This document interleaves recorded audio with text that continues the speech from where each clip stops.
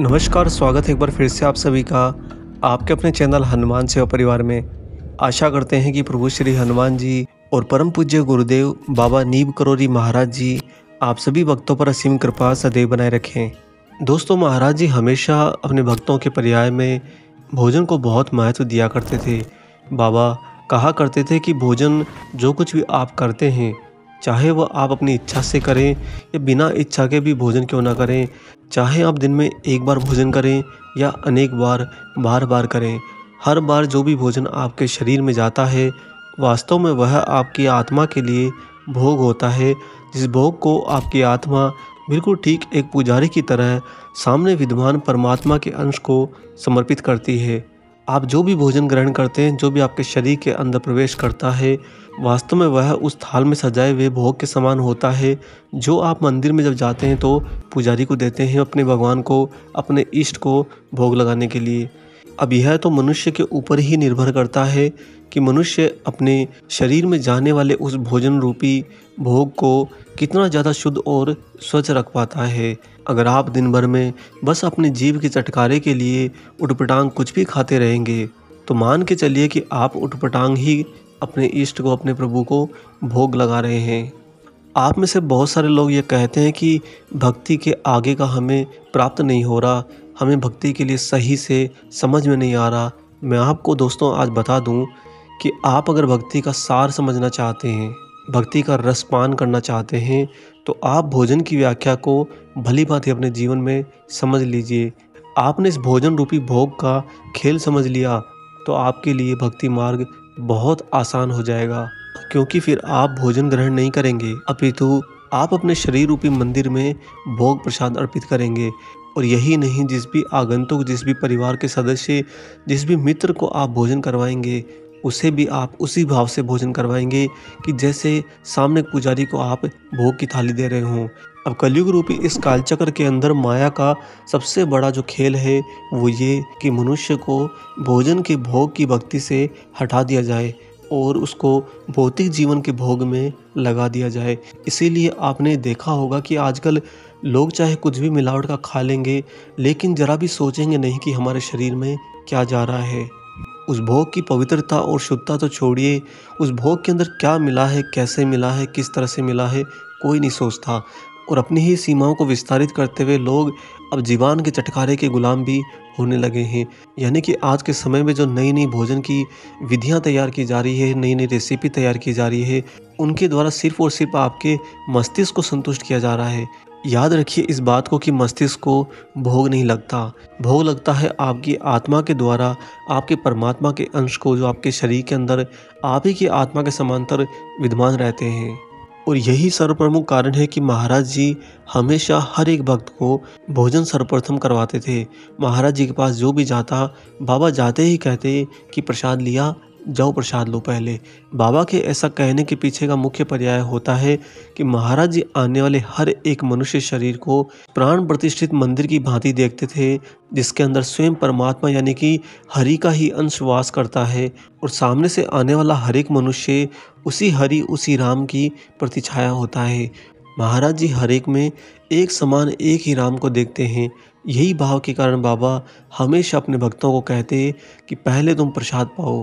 प्रसाद भी महाराज जी का जो बनता था दोस्तों, वो बहुत ही ज़्यादा पवित्रता, शुद्धता और प्रेम भाव के साथ बनाया जाता था। बाबा प्रसाद बनाने की जिम्मेदारियां ज़्यादातर उन माइयों को ही दिया करते थे, जो माइयाँ आश्रम में या महाराज जी के समक्ष दर्शन हेतु आती थी।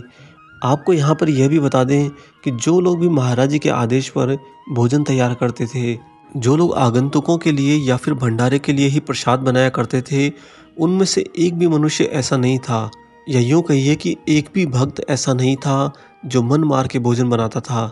सारे के सारे भक्त भोजन बनाते समय एक ही भाव में रहते थे, प्रेम रस भाव में। हर एक को भोजन कराना, उसको तृप्त करना, यह जो महाराज जी की प्रवृत्ति थी, ये प्रवृत्ति वास्तव में भक्ति मार्ग को सुगम कर देती है। आपको बाबा की एक ऐसी लीला सुनाते हैं जहाँ पर महाराज जी ने भोजन की व्यवस्था के रूप में एक अनोखा ही चमत्कार कर दिया। दोस्तों, एक दिन लगभग 10 बजे गाड़ी से उतरकर कुछ भक्तों के साथ में महाराज जी बरेली में डॉक्टर एडी भंडारी के घर पधारे। भंडारी जी महाराज जी और अन्य भक्तों को अचानक से अपने घर पर आया देखकर बहुत प्रसन्न हुए। उन्होंने महाराज जी की खूब सेवा करी। बाबा की सेवा में उन्होंने सभी को पूर्ण रूप से भोजन करवाया। थोड़ी देर तक बाबा के साथ में बैठकर अभी बातचीत चल ही रही थी कि अनायास ही महाराज जी बोले, अरे भंडारी, खाने की मेज को साफ करो और 7 आदमियों के लिए खाना फिर से तैयार करो। दोस्तों, उस समय जो महाराज जी के साथ आए थे भक्त, वे सारे के सारे भोजन पा चुके थे और सारे के सारे तृप्त हो चुके थे। अभी 7 लोगों के लिए भोजन तैयार करने का बाबा का जो आदेश था, यह भंडारी जी को समझ में नहीं आया। लेकिन महाराज जी का चूंकि आदेश था तो इसे टाला भी नहीं जा सकता था। अतः बाबा के आदेश का पालन हुआ।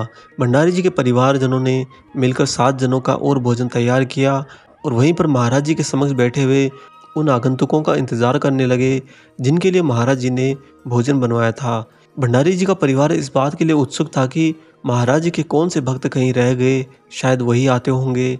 लेकिन शाम होने से पहले ही कुछ ही समय बाद में पूर्व लखनऊ से श्री प्रेमलाल अपने परिवार के साथ में वहां पर आ पहुंचे।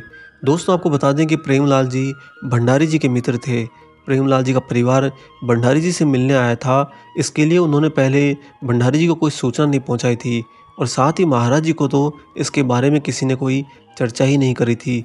यानी कि एक तरफ से प्रेमलाल जी का परिवार भंडारी जी से मिलने के लिए निकल चुका, भंडारी जी के यहाँ पर पहुंचा, लेकिन उनका मिलना साधारण सा न रह जाए। बीच में महाराज जी पहले से वहाँ पर अपने भक्तों के साथ में विद्वान थे, तो महाराज जी ने प्रेमलाल जी के परिवार को आते ही सर्वप्रथम भोग अर्पित करने के लिए भोजन की व्यवस्था करवाई थी। प्रेमलाल जी को सपरिवार आया देखकर भंडारी जी और उनके परिवार के लोग आश्चर्य मिश्रित प्रसन्न हो गए और साथ में दूसरी तरफ प्रेमलाल जी का परिवार, जब उन्हें पता चला कि महाराज जी ने ही डॉक्टर भंडारी के परिवार को यह आदेश दिया था कि 7 जनों के लिए भोजन तैयार करके रखो, आने वाले हैं, और साथ ही लोग प्रेमलाल के परिवार में आए थे, ये जानकर प्रेमलाल का परिवार बहुत हर्षित हुआ और साथ ही प्रेमलाल जी बाबा के ऐसे अपनत्व के प्रति द्रवीभूत हो गए। प्रेमलाल जी के परिवार के आते ही महाराज जी ने सभी को पहले भोजन करने के लिए कहा। इसके बाद में महाराज जी और उनके साथ आए भक्त वहाँ से विदा हुए और कुछ ही समय बाद में प्रेमलाल जी का परिवार भी वहाँ से विदा हुआ।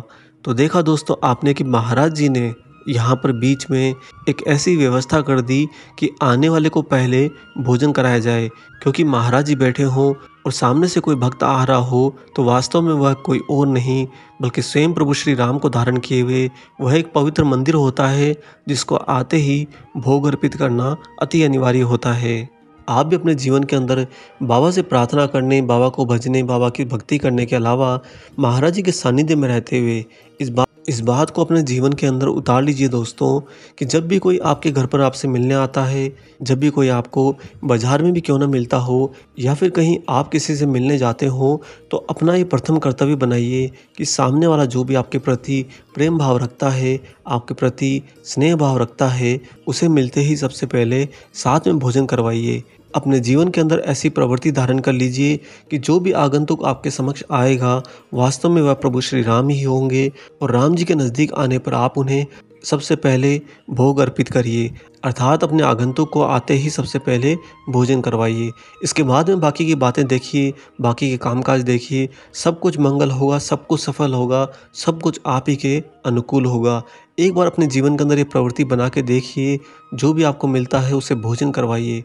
दोस्तों, ये प्रवृत्ति जब आप धारण करेंगे, आप कोई और नहीं होंगे, अपने अंदर, अपने इसी शरीर के अंदर आप हनुमान तत्व को धारण कर लेंगे और उन्हीं हनुमान जी के तत्व के कारण आप हर जगह पर प्रभु श्री राम जी को पहचानने लगेंगे।